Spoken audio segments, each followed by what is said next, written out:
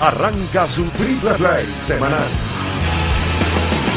con Humberto Acosta por Unión Radio. Amigos, bienvenidos a su Triple Play de esta semana. Aunque ustedes no lo crean, nuestro entrevistado de hoy sí es también un aficionado al béisbol. Tanto o más que muchos de ustedes. No lo dudo. Ciertamente es por encima de todo un comunicador social de fuste, con prestigio y credibilidad entre sus seguidores. Pero de verdad, créanlo, es un fanático del béisbol y hasta de los Leones del Caracas, como muchos de ustedes. César Miguel, bienvenido a nuestro programa y muchas gracias por atender nuestra entrevista de hoy. Humberto, estoy feliz de venir, sobre todo porque me lo aclaraste así mucho. Vamos a hablar solo de béisbol. Solo de béisbol. Qué maravilla que uno pueda de verdad aislarse y hablar solo de béisbol. Uy, es sensacional. César, casi que te voy a pedir disculpas por esta primera pregunta que te voy a hacer para iniciar nuestra conversación. ¿Cómo soportaste la eliminación de los Leones del Caracas la temporada pasada? Mira, te lo digo con toda honestidad, yo me he desconectado mucho de la pelota criolla, sobre todo en las dos últimas temporadas.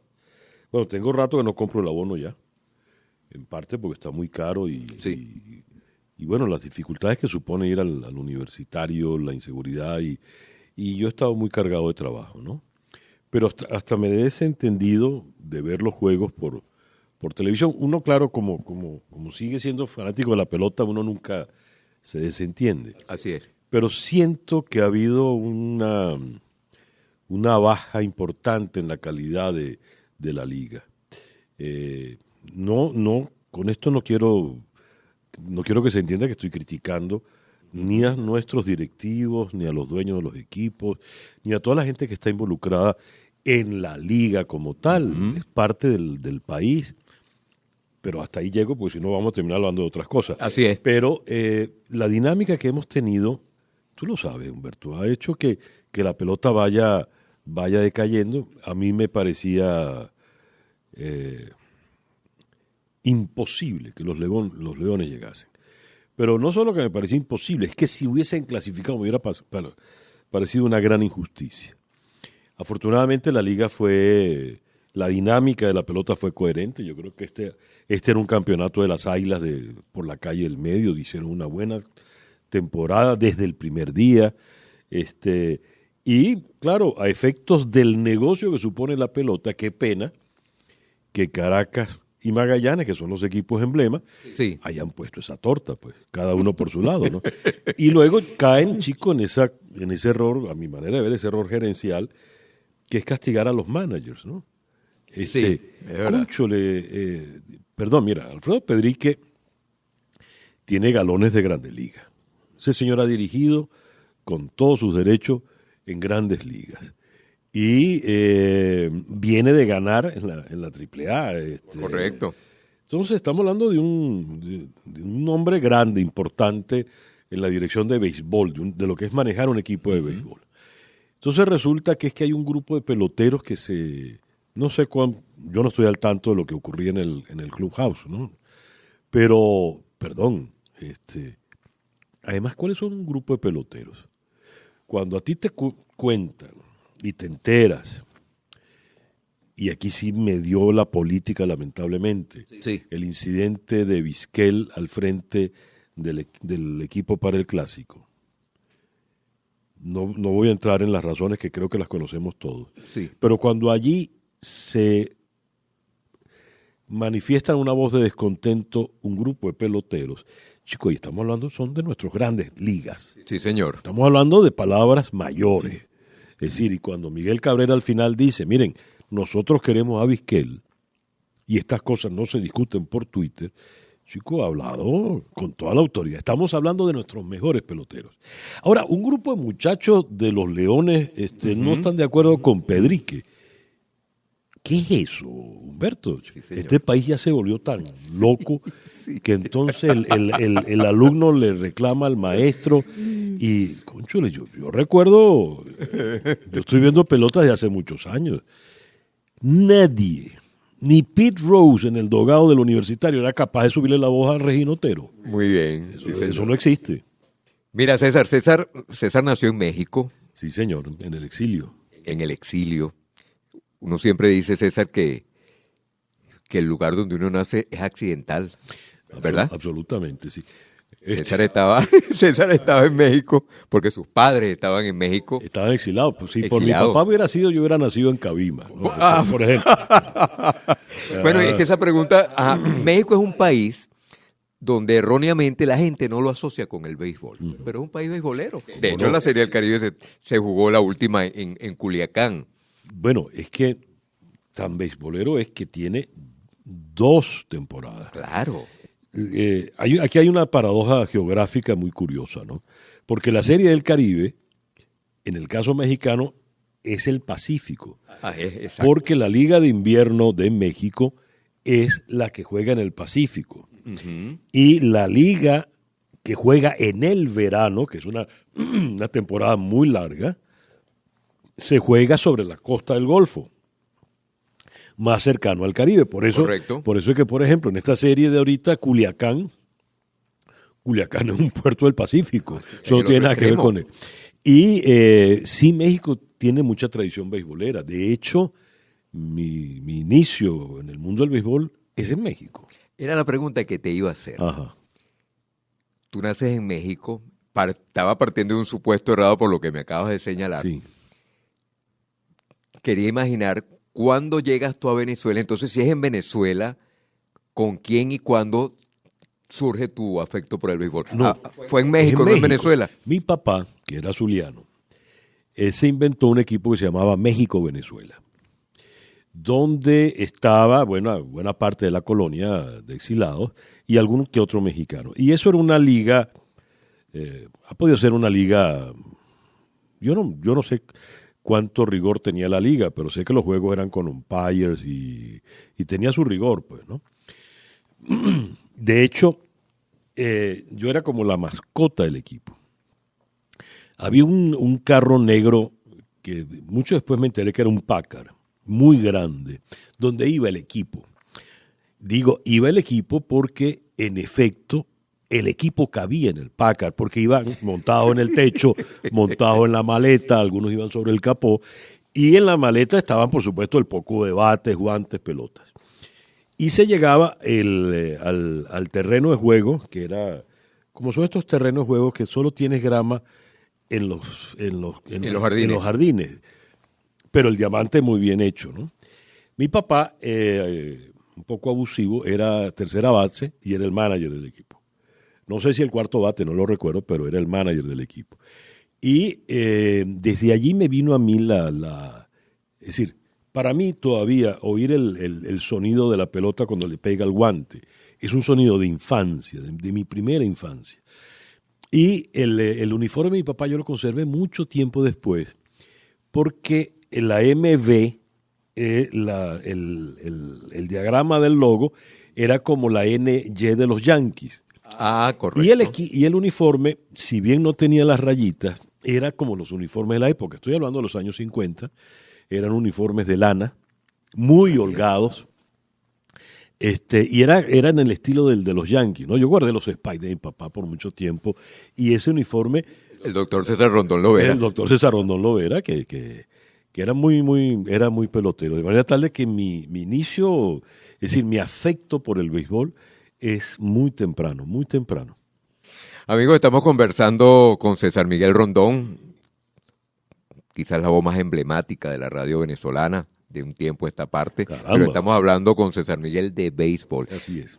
César, tú eres, te pregunto, un observador intelectual del juego, como un aficionado, o lo llegaste a practicar así sea en las calles, en un parque. Sí, claro. Todos alguna vez hemos cogido un guante. Yo nunca jugué el béisbol con cierta organización, ¿no? El único deporte que llegué a jugar con cierta organización fue el baloncesto. Cosa bien loca, porque como verás, yo no tenía mucha vida ahí. Creció el equipo y yo me quedé al mismo tamaño. Así que, en fin. Sí, por supuesto, era pelota de caimanera. ¿Sabe dónde jugábamos? ¿Dónde? El Hotel Tamanaco.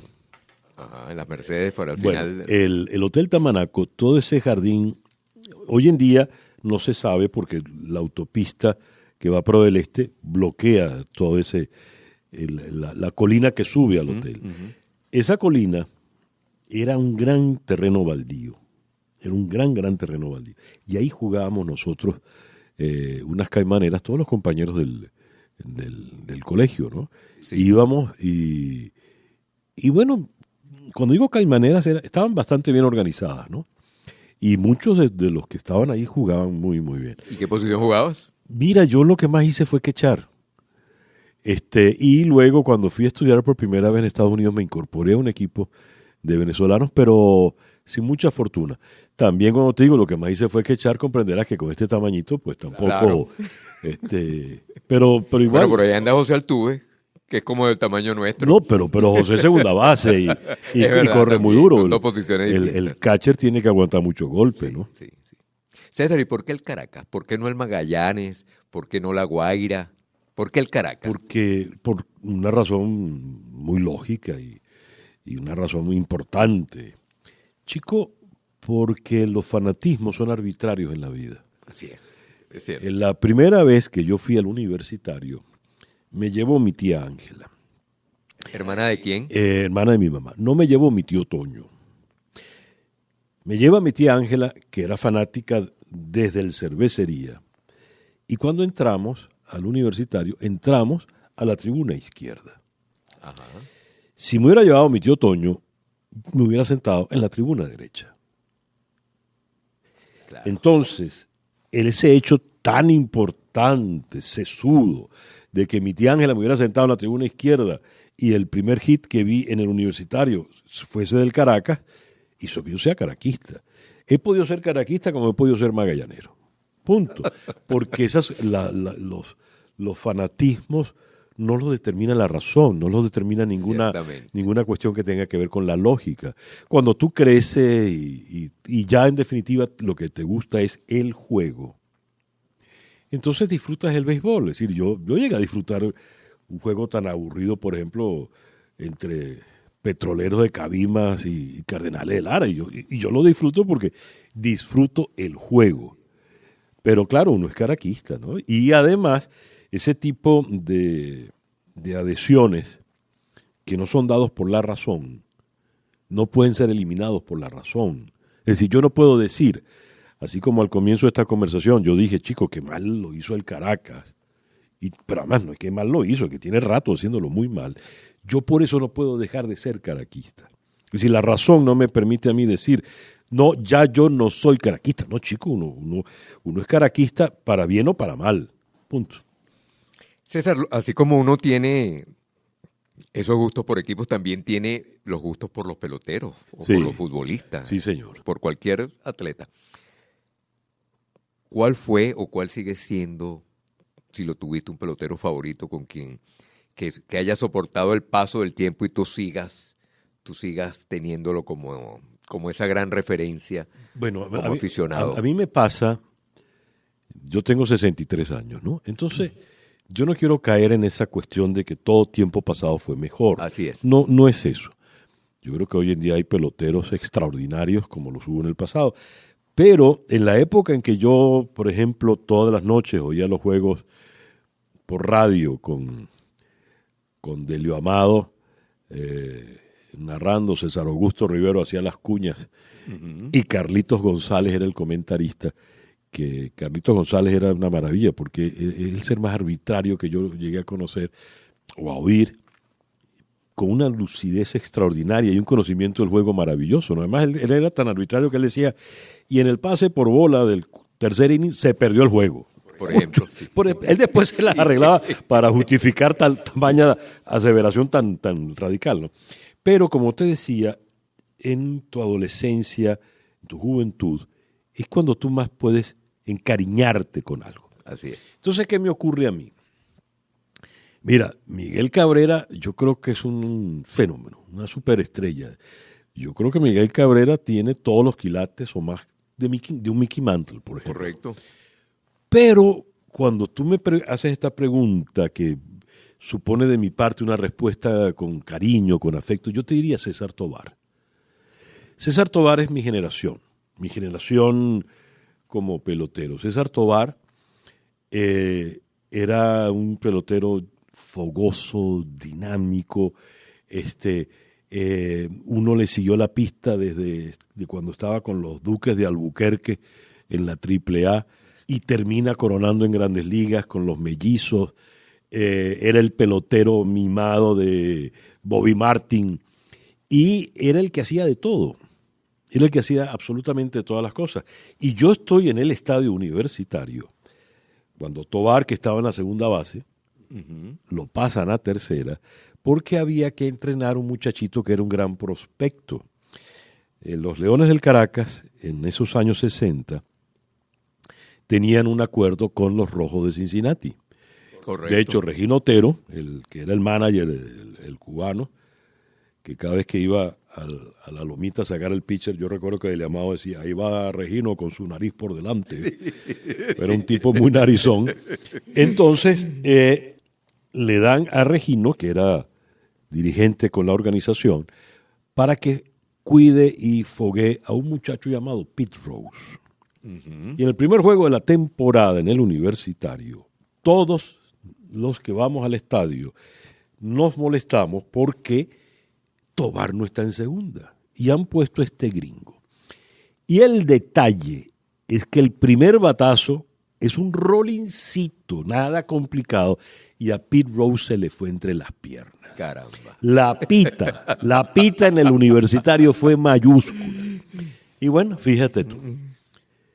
Pero esa promoción para mí, ese equipo de los Leones de esa época, yo te diría Tovar, por supuesto Vitico Davalillo, me marca mucho, pero son muchos los peloteros. Claro, como la pregunta me la haces desde el afecto, desde la simpatía, te digo el nombre de Tovar. Y fíjate que te lo dije muy rápido, ¿no? Rápido.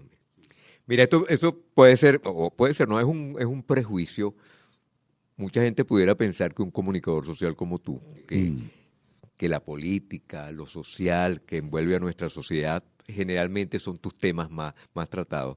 La gente pudiera pensar que tú no tienes tiempo para estar pensando en béisbol o en deporte. La pregunta es, ¿qué tanto de tus 24 horas tú piensas en béisbol? ¿O estás pendiente de lo que ocurra aquí y en Grandes Ligas? Bueno, esos son hábitos que se te hacen, ¿no? Que forman parte de tu vida. Por ejemplo, cuando arranca la temporada de Grandes Ligas, yo estoy pendiente de cómo van los equipos, a juro. Estoy pendiente de cómo va el récord de ganados, perdidos, sobre todo. Y claro, es una tradición que nos viene desde, por ejemplo, mi formación generacional. Yo estoy pendiente del quehacer de los criollos. Claro, fíjate tú. En un momento, todos era Luis Aparicio, que era nuestra bandera. De repente aparece Tovar. Yo le llegué a ver juegos a Elio Chacón. Bueno, no se los llegué a ver en Grandes Ligas, pero sí aquí. Pero llegó a jugar en Grandes Ligas, en fin, Vitico Davalillo. Pero eran muy poquitos. Exacto. Los que jugaban. Entonces, recuerdo que empiezan a crecer y en el Nacional se crea, creo que eso lo puso Maurielo, Rodolfo José. Pone venezolanos en las mayores, una columna para informarnos. ¿Cómo les iba? Sí, eso no tiene sentido hoy en día. Es decir, cuando tú tienes 100 Grandes Ligas, claro, pues, no tiene sentido porque forman parte ya del grueso de la temporada de las Grandes Ligas, ¿no? Entonces, pero sí me preocupo de saber cómo les está yendo, en especial esos peloteros que te interesan, que te importan, ¿no? Sobre todo porque sientes que le han puesto mucho empeño al juego. Entonces, en mi cotidianidad hay un espacio para siempre leer y ver sobre esto, ¿no? Pero, claro, me gusta mucho, quisiera dedicarle más tiempo del que puedo. Y trato de ver por lo menos un par de juegos a la semana, porque me divierte mucho, me descansa mucho el ver el béisbol. Muy bien. A eso iba justamente, César. tú eres un comunicador social en todos los frentes, radio, televisión, periodismo impreso. Ya nos has dicho algo, pero que quisiera que fuese un poquito más concreto. ¿Qué influencia tuvo la radio y sus voces en tu afición por el béisbol? Toda. Y si escuchas radio, como lo escucha en este momento cualquier aficionado, o ves los juegos por televisión como lo ve cualquier aficionado de esta generación. Mira, esto me lleva a mí a un tema que tiene que ver directamente con tu oficio diario, ¿no?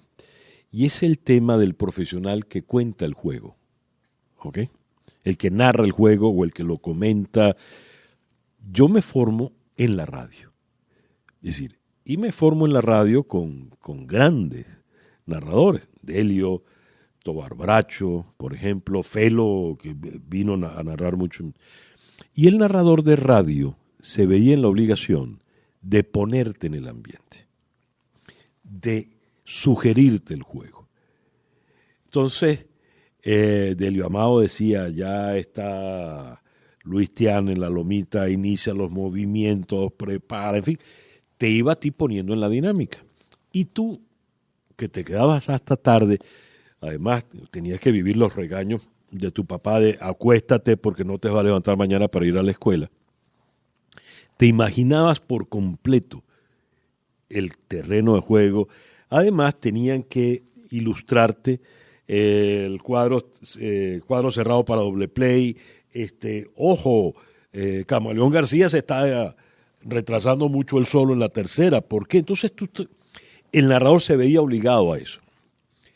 Entonces, para mí es determinante oír el juego. Cuando viene la televisión y se hace una cosa frecuente, y digo frecuente porque, por ejemplo, la Serie Mundial a donde fue Aparicio con los Orioles, nosotros solo la pudimos ver una semana después por la cabalgata deportiva Gillette, que además te pasaban los juegos editados. Además. Es decir, no te ponían todos los lanzamientos, te ponían solo el lanzamiento de ponche o la base por bolas o el hit. Entonces, cuando la televisión se te hace regular, el narrador de televisión le pasa que no tiene que contar el juego porque uno lo está viendo. Obvio. Y empiezan a hablar cosas que a uno no le interesan.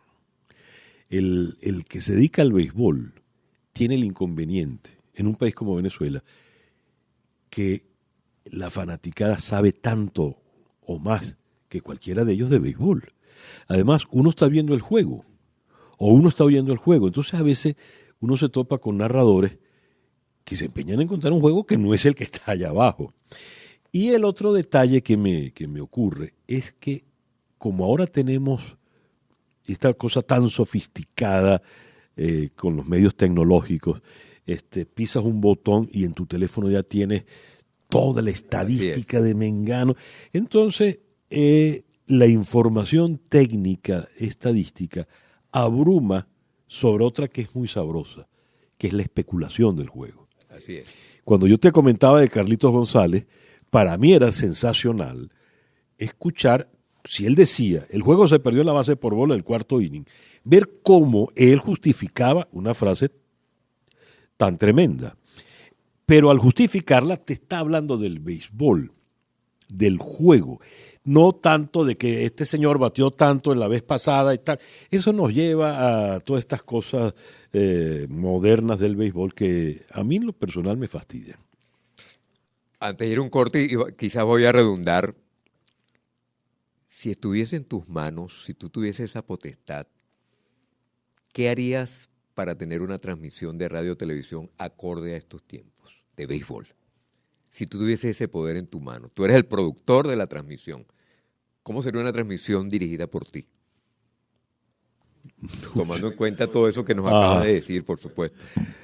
Depende de la gente. Ahí dependemos de la gente. Tú, Fernando Arriaza, John Carrillo hacen una escuela maravillosa, ¿no? Y te apuesto que cuando le preguntes a alguien que fue como yo fui formado en los Delio Amado, Tobar Bracho, les pregunten, va a recordar con cierta añoranza las voces de Humberto Acosta, Fernando, en fin, todos ustedes los de ahora, ¿no? Yo creo que lo mejor sería, de verdad, prescindir un poco de los números y ocuparse un poco más de lo que está pasando en el terreno de juego. Porque el béisbol tiene es mi juego favorito por una razón muy sencilla. La gente dice que es muy lento. El que no conoce del béisbol dice que es muy lento. Pero no es lento nunca. En una oportunidad, un amigo chileno, venezolano ya, pero con muchos años, ya tiene muchos años acá, se había acostumbrado a ver el béisbol por televisión. Y un día quiso ir al estadio. Y lo llevamos al estadio Sergio Gómez, que en paz descanse, y un servidor. Ocurrió que había hombre en segunda, vino un rol pegado a la raya de cal por tercera. Todo ocurrió en segundos y él no entendió qué fue lo que pasó. Me dijo, oye, pero en televisión no se ve tan... Sí, es que el juego no es lento. El juego lo que tiene es sus tiempos. Y esos son tiempos para especular. El béisbol nos gusta tanto a los caribeños, porque los caribeños, que somos una partida de especuladores, nos encanta poder ir especulando. Es decir, en el fútbol no hay manager de tribuna. Así es. No hay tiempo de que haya un manager de tribuna. En el béisbol hay manager de tribuna porque tenemos chance de decir, chicos, está loco porque debería traer a Mengano y tal. En la tribuna de tercera, las apuestas son bola o strike. Bola voy, y hay chance de recoger la apuesta. No sé si estoy diciendo algo indebido, pero todo el que ha pisado la tribuna sabe que es exactamente así. Entonces, yo dejaría que la gente pudiese respirar más el juego, porque es lo que nos tiene a nosotros aquí. Yo no sé si a él le gustará, pero es quizás calificativo. A mí no me gustan mucho los adjetivos, yo trato pero a veces hay que saberlos utilizar y decir que tú eres quizás la voz más emblemática de nuestra radio. Creo que no estoy pasándome de la raya. Yo creo que estás pasadísimo. Pasadísimo. De la raya. Pero bueno, dijimos que no íbamos que solo no íbamos a hablar. César, precisamente por eso, una figura pública de tu peso. Nosotros te veíamos, tú dices que ya tienes 2 años que no que no has podido asistir al estadio. Te veíamos con inusitada frecuencia claro. Dentro del público. ¿Cómo asimila una figura pública como tú, si es esa la situación, para estar dentro de los aficionados? Te despojas de tu indumentaria que quizás pocos no identifiquen. Yo no sé, yo sé que soy una persona pública y sé que despierto alguna simpatía y también despierto antipatías en la gente, eso creo que es normal. Pero yo no me asumo una persona tan importante o con tanto peso, ¿no? Yo soy una persona, los que me conocen lo pueden decir, bastante sencilla. Mis gustos son sencillos, no soy una persona de lujo, es decir, bastante austero. Entonces, para mí ir al estadio era delicioso, o es delicioso, porque es una manera de compartir con los demás. Claro, yo no llego al extremo de mi compadre Leonardo Padrón, que terminó con la mano derecha alujada, con un yeso, de tanto darse golpes cada vez que había un jonrón con el personaje que tienes atrás, ¿no? Ajá. Golpes, digo, en las palmadas. Pero esa camaradería que se crea en el estadio, que empiezas a hablar con todo el mundo, eso es algo delicioso, sensacional. Y el estadio es un escenario maravillosamente democrático. El estadio es realmente donde tú puedes palpar que todos somos igualitos, estamos al mismo nivel como venezolanos. En primer lugar, nos lleva al estadio una pasión, la pasión por un deporte, por un juego. Además, los muchachos se visten, se ponen cosas. Yo no paso de ponerme mi gorra de los Leones, ¿no?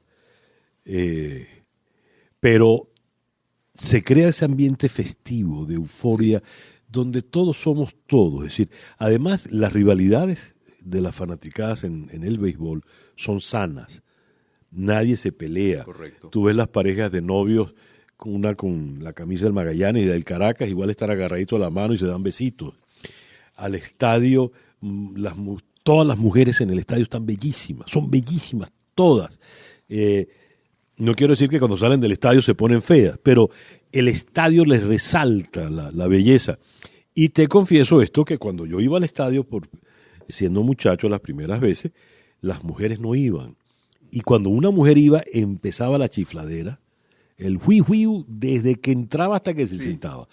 Y porque en ese entonces había solo hombres, eran muy frecuentes las golpizas, ¿no? En las tribunas. Ah, es verdad. Eso hoy en día no es tan... No es tan frecuente ya. Casi no. que ha desaparecido. Sí, yo diría que ha desaparecido. Entonces el estadio te da ese ambiente festivo. Si yo soy venezolano, muy o poco conocido, yo allí soy uno más de esa cofradía. Pero no estoy hablando a título personal. Allí se cuela Lorenzo Mendoza. Yo he visto cualquier cantidad de gente importantísima.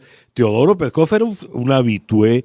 Del lado derecho. Sí, sobre todo en los juegos Caracas-La Guaira, cada vez que había alguna situación empezaba, así estuviésemos a 15 metros de distancia, empezaba a meterse conmigo, ¿no? Por cualquier cosa. Porque el béisbol para nosotros los venezolanos es un alarde democrático, festivo. Es de nuevo ser cordiales, ser entre todos fraternos. Todos en el estadio somos la familia, somos venezolanos todos. Entonces, yo no me puedo perder ese privilegio, ¿no? Mira, y a propósito de esa lesión de Leonardo Padrón, tú eres un hombre que cuando uno te escucha, uno te percibe un hombre flemático, quizás imperturbable. Cuando estás en el estadio y el Caracas anota una carrera, ¿brinca, salta o te quedas tranquilito? Sergio Gómez solía decir, que en paz descanse, que él lo dijo alguna vez en una declaración, dice, ustedes que ven a César Miguel tan ecuánime, él solo pierde la ecuanimidad en el estadio.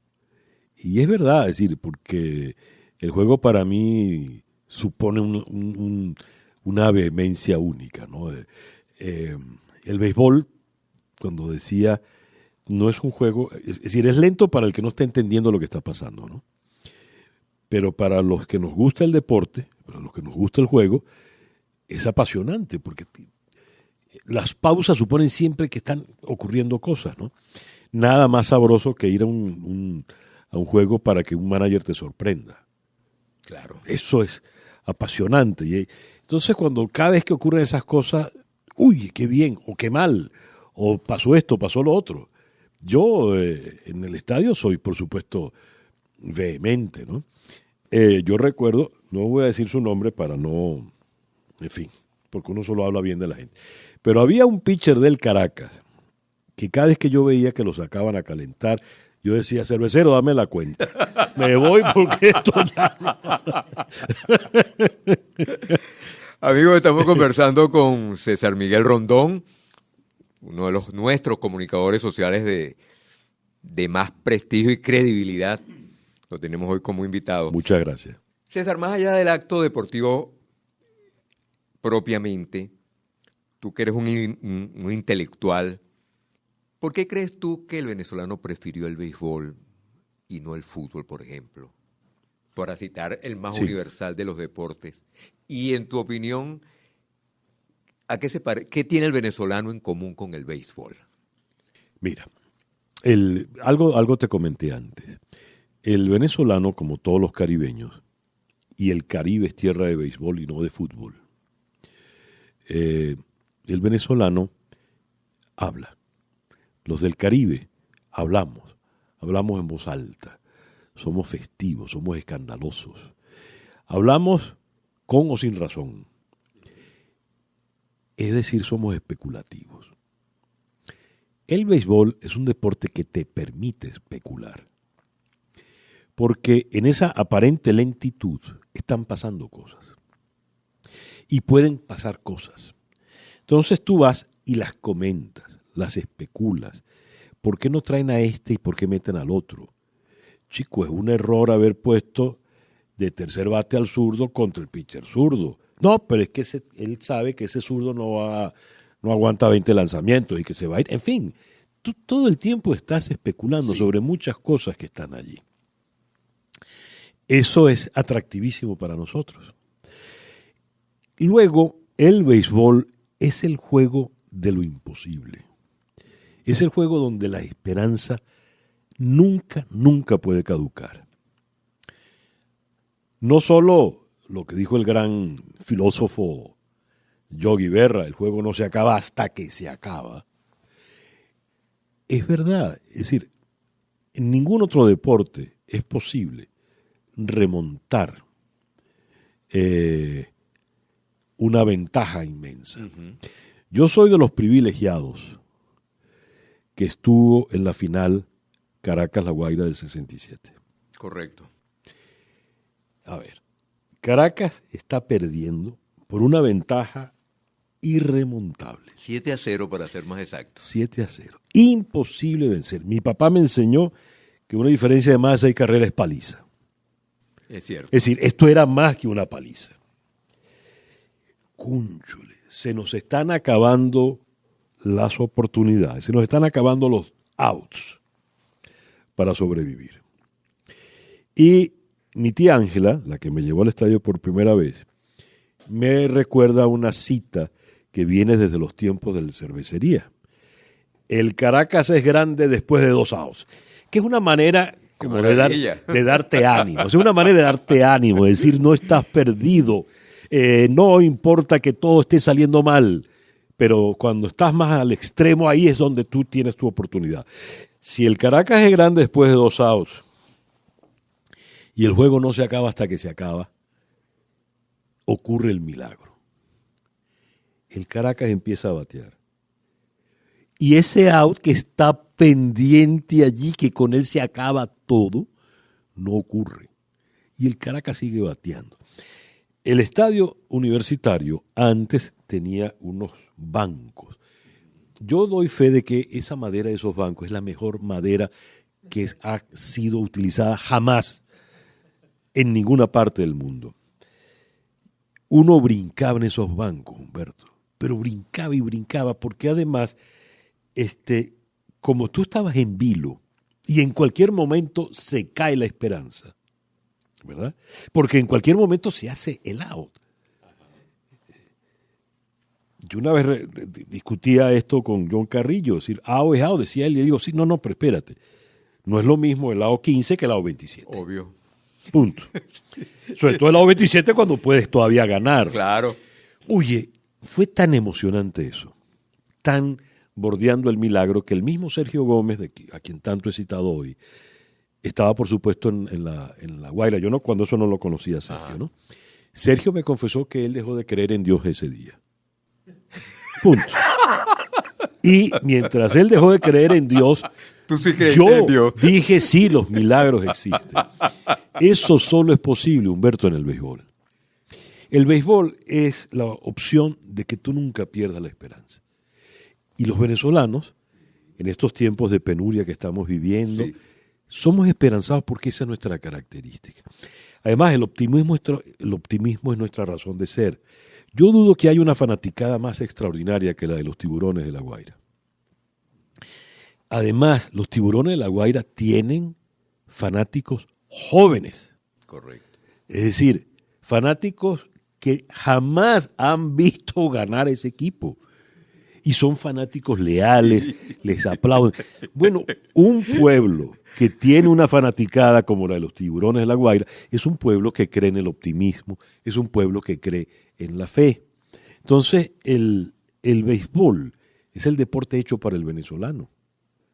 Le permite discutir, especular, conversar, le enseña a estar siempre esperanzado, a no perder jamás la fe ni la ilusión.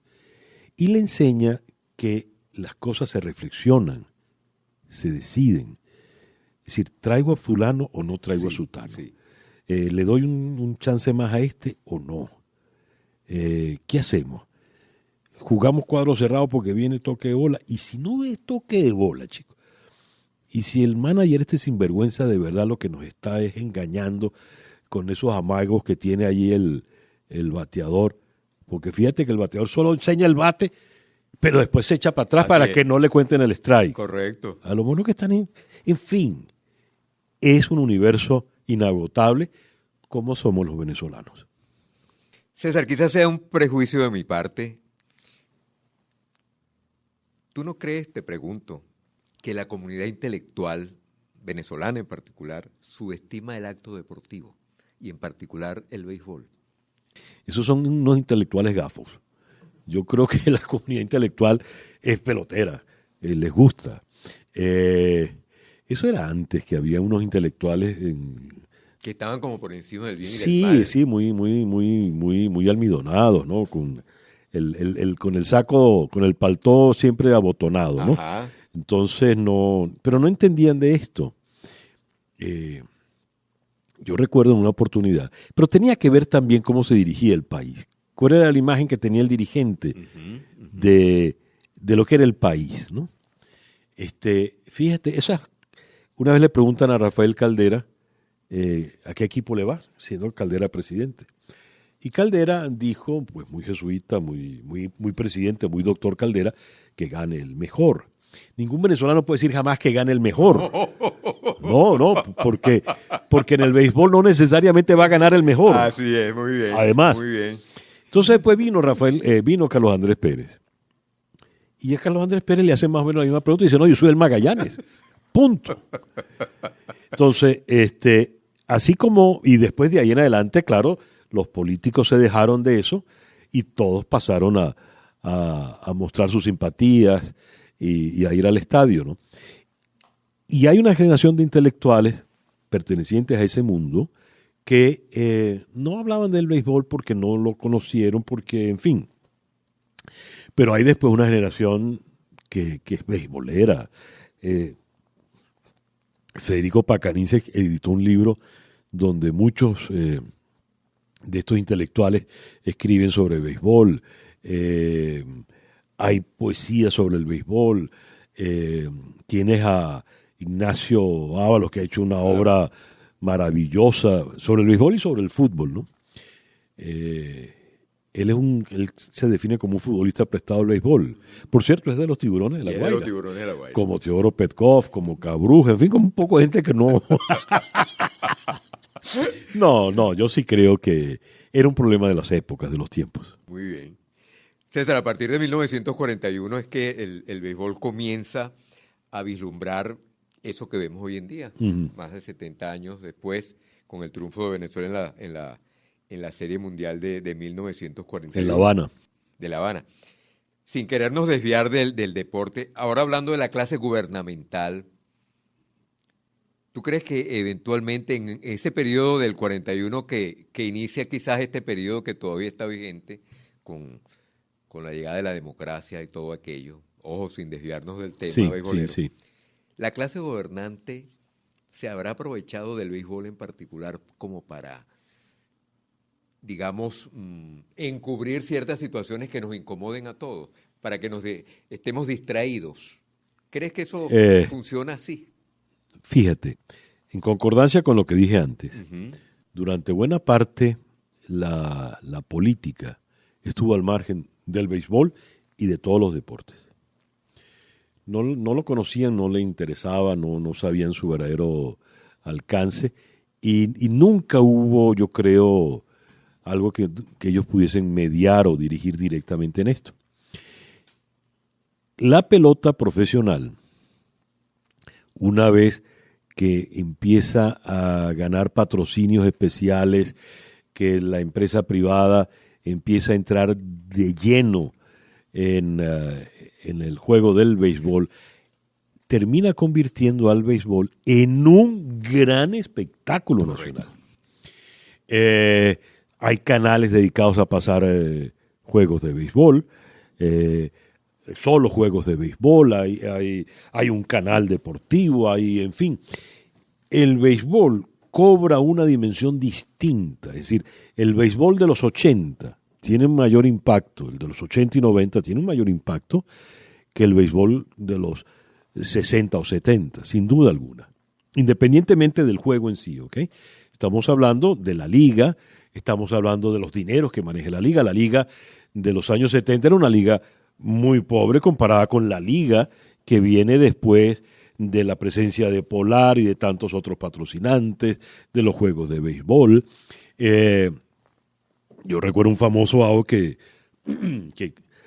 atrapó Vitico Avalillo en el center field, que de milagro no se desbarató, se fracturó la clavícula. Yo no recuerdo cómo fue, porque lo que había era el cemento. Exacto.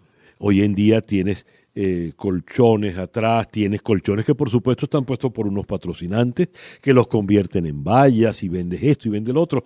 Entonces el béisbol hoy por hoy es un gran espectáculo.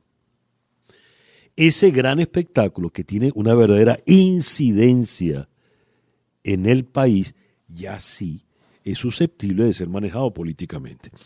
No es de gratis que la película más taquillera en toda la historia del cine venezolano sea una película sobre béisbol. Y no es de gratis que hoy por hoy todos tengan que referirse siempre al béisbol. Entonces, el béisbol hoy por hoy sí puede pasar a ser manejado políticamente, y creo que quien más lo manejó fue precisamente Hugo Chávez. Hugo Chávez es la única persona que cuando iba, recuerdo, él hizo el primer lanzamiento en un juego en Estados Unidos. Cuando tú vas a lanzar la primera bola es un homenaje que te rinden a ti, un tributo. Claro. Entonces tú vas y lanzas tu bola, pero tú estás vestido de paisano, de civil. Hugo Chávez se disfrazó de pelotero. Sí, señor. Sí. Digo, la gente no entendía. Sí, sí. Eso creo que fue todavía en Shea Stadium. En Shea Stadium. Sí, señor. Sí. Estamos conversando, queridos amigos, con César Miguel Rondón. Nos gusta presentarlo como la voz más emblemática de nuestros medios de comunicación audiovisuales, particularmente la radio. César, uno ve cómo en tu trabajo como guionista, como escritor, de alguna manera te las arreglas para colocar el béisbol allí. Y sí, uno puede intuir que se trata simplemente de la valoración de un hecho cultural tan arraigado en nuestra sociedad como lo es el béisbol. Te pregunto, a mí, es una impresión que yo tengo. Ya. Es un gran desafío para los creadores de textos, de películas, atreverse con el hecho deportivo.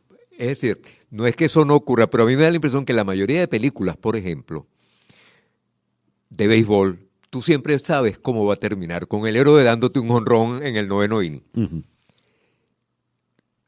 Eso es tú, si a ti te pusieran una película o crear una película, hiciste una de Andrés Galarraga, por ejemplo, pero ya tenías en la mano herramientas. Era un documental. Era un documental. Sí.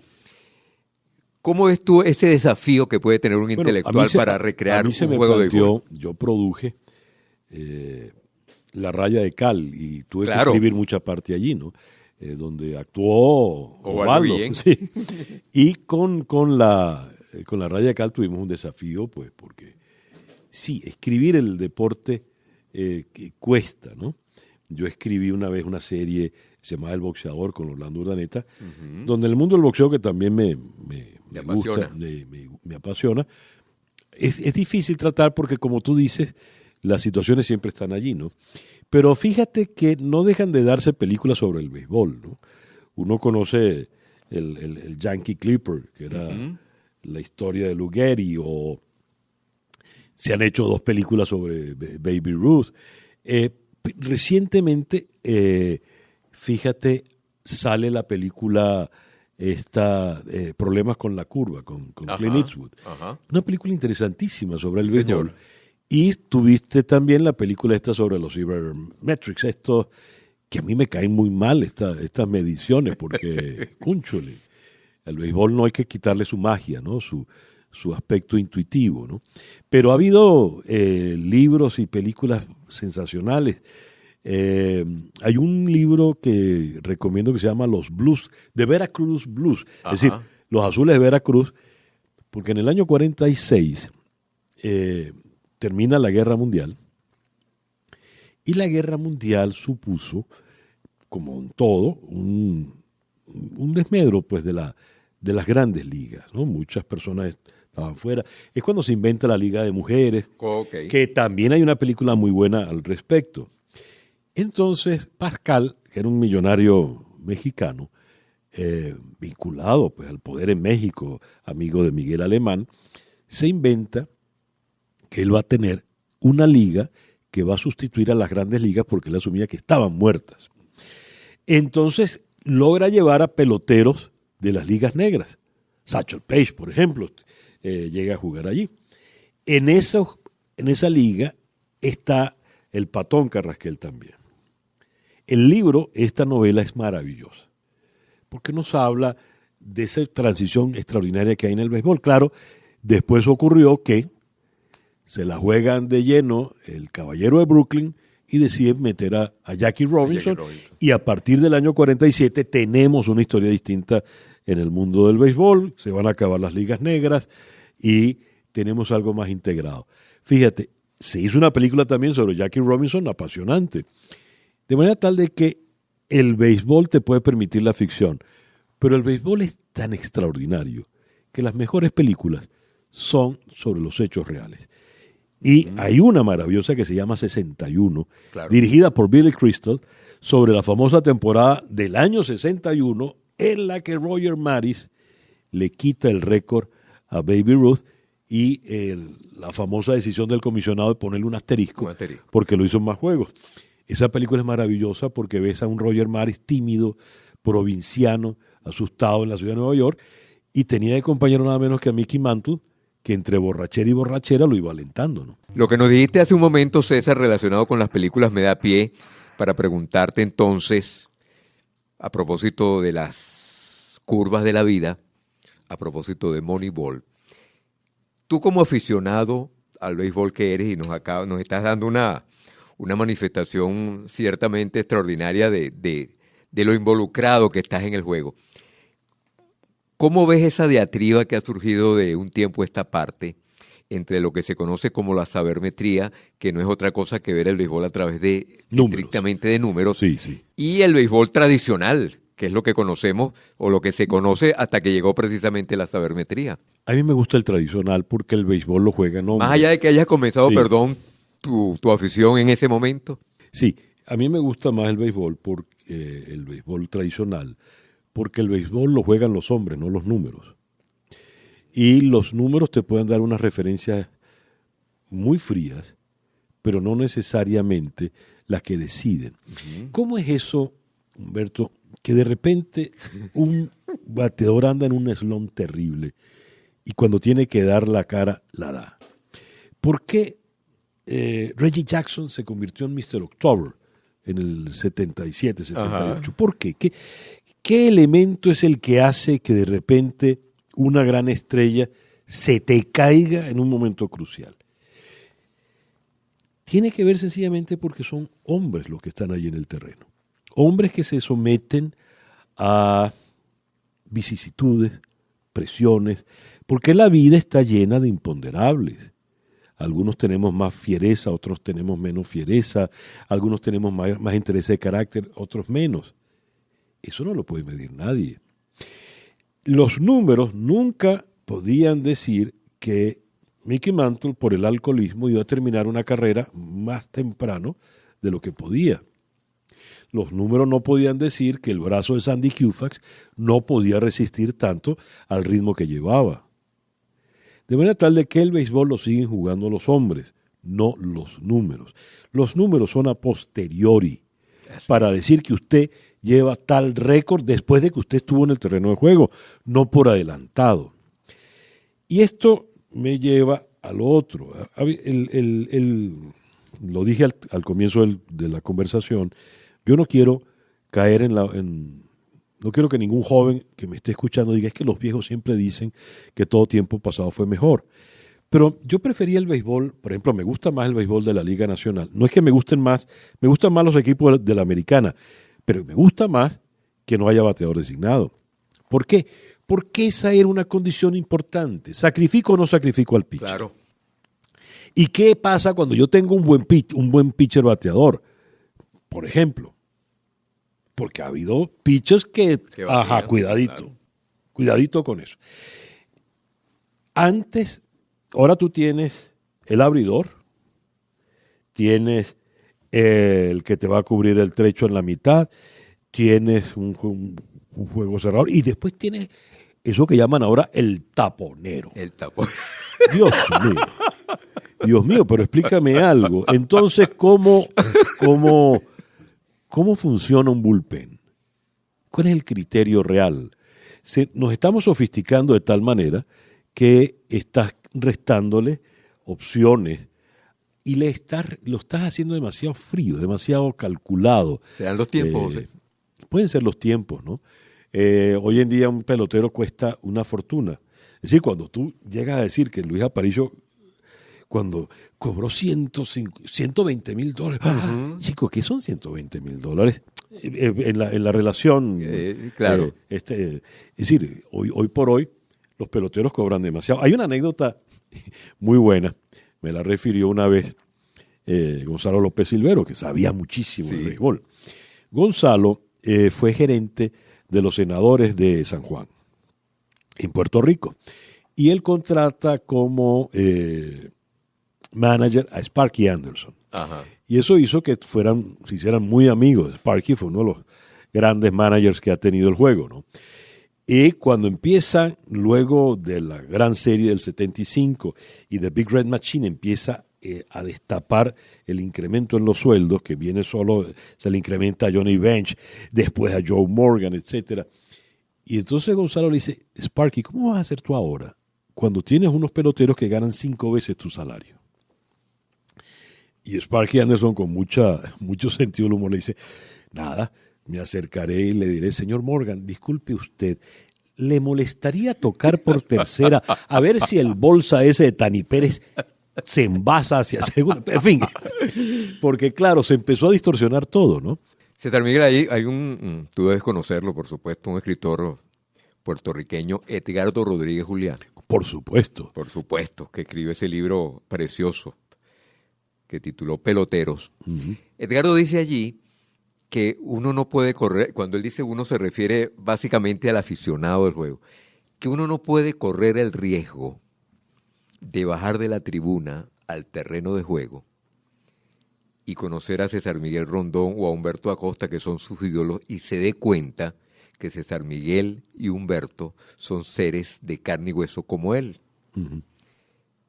Tú como aficionado, ¿bajaste al terreno o sigues viendo a los peloteros como unos seres que están por encima del bien y el mal, ideales? El terreno para alguien como yo, cuyo hábitat es la tribuna, es una pausa, es un privilegio. He terminado siendo amigo de algunos peloteros, pude acompañar a Andrés Galarraga durante todo el trance fuerte de su enfermedad, que fue cuando hicimos el documental. Tuve el privilegio único de ver los juegos mientras filmábamos en la casa de Andrés con Andrés de espectador. Sí. Ver jugando a los Bravos de ese momento y hacerte revelaciones como Maddox está muy nervioso porque ha hecho esto ya 3 veces. Mira, él no usa la mano derecha para esto y tal, y ya lo he hecho 3 veces. Te lo digo porque cuando yo estoy en primera, yo tengo que fijarme en eso para... por ejemplo, esos serie de detallitos que tienen los mortales. Extraordinarios. ¿Ves? Entonces los mortales tienen esos detalles. Yo recuerdo que estaba pichando... ay, Dios, se me fue el nombre. ¿Quién será? Altísimo, chico. Que Randy Johnson. Randy Johnson, que costaba con los... Estaba pichando Randy Johnson contra los Bravos. Y yo le digo, Andrés, ¿y Randy Johnson de verdad es tan alto? Y dice... No solo eso, sino cuando está en la lomita es 3 veces más alto todavía. Entonces, en ese momento son mortales. Sí. Ahora, eso sí, te decía, bajar al terreno es la pausa. Ellos se quedan en el terreno, yo, el mortal, subo a mi tribuna a seguirlos viendo, y cuando estoy en la tribuna, ellos vuelven a ser los inmortales. O sea que lo sigues viendo como lo absolutamente. Realmente. Porque por eso soy fanático del béisbol. Mira, vamos a terminar, digamos, con una pregunta comprometedora que no es un secreto. Pero primero te voy a contar una anécdota, un detalle. Esta es la segunda etapa de estas entrevistas. En la primera, que fue el año pasado, uno de los entrevistados, como estás tú aquí en este momento, fue Osvaldo Guillén. Osvaldo nos recibió en su casa, aquí en Caracas, en Prados del Este. Sí. Cuando nosotros entramos a la casa de Osvaldo Guillén, en lo que nuestra generación conoce como el recibo de la casa, había una mesa muy larga,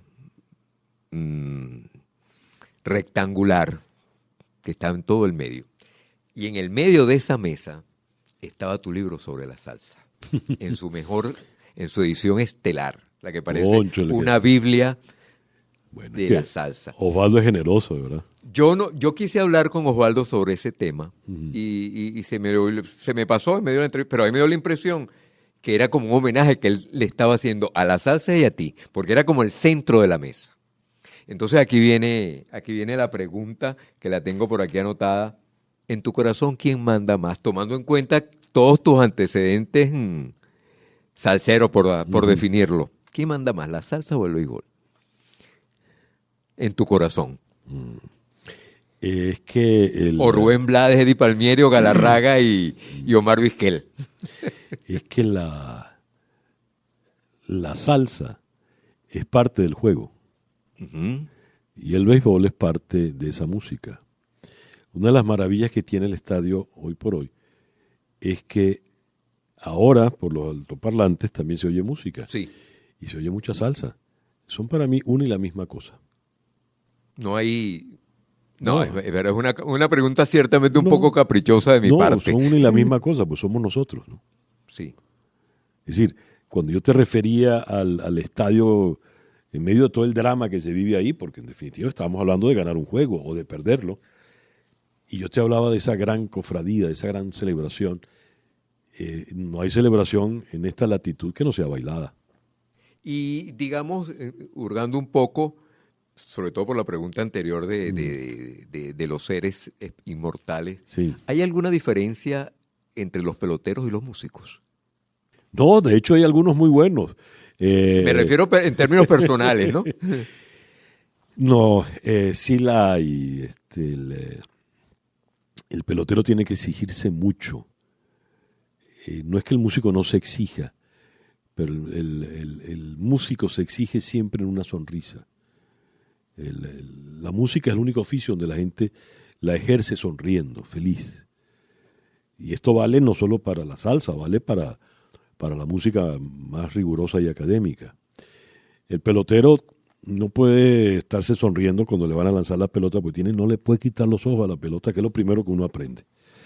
No le quite los ojos a la pelota, y tú, si le estás sonriendo para ver la pelota, a menos que seas Manny Sanguillén, que no se quitaba Claro, la sonrisa sí. nunca, pero en el fondo hacen muy bien las cosas, ¿no? Eso sí, he conocido mejores peloteros ¿Qué músicos? haciendo música Ajá. que músicos jugando a la béisbol. pelota. Sí. César, ahora sí para terminar, sobre todo si tuviésemos aquí por casualidad alguien que jamás haya visto un juego de béisbol, un africano, por ejemplo, ¿cómo le definirías tú el juego? ¿Cómo tratarías tú de sumarlo a la afición por el juego? ¿Qué le explicarías del béisbol? ¿Qué tiene de encantador el béisbol? Más allá de lo que nos has dicho anteriormente. Le diría, el béisbol es la vida. Exactamente igual a la vida. Se puede perder en muchos errores y se puede ganar en un solo acierto. Y a partir de ahí, él va a querer saber cómo es la vida. Entonces yo poco a poco le voy contando primer strike, primera bola, etcétera, etcétera. Muy bien. César Miguel, 1.000.000 de gracias por haber gracias atendido a ti, Humberto. esta invitación. No, y gracias por invitarme a hablar solo de béisbol. Solo de béisbol. Amigo, fue César Miguel Rondón en nuestra entrevista de hoy. Hasta una próxima oportunidad.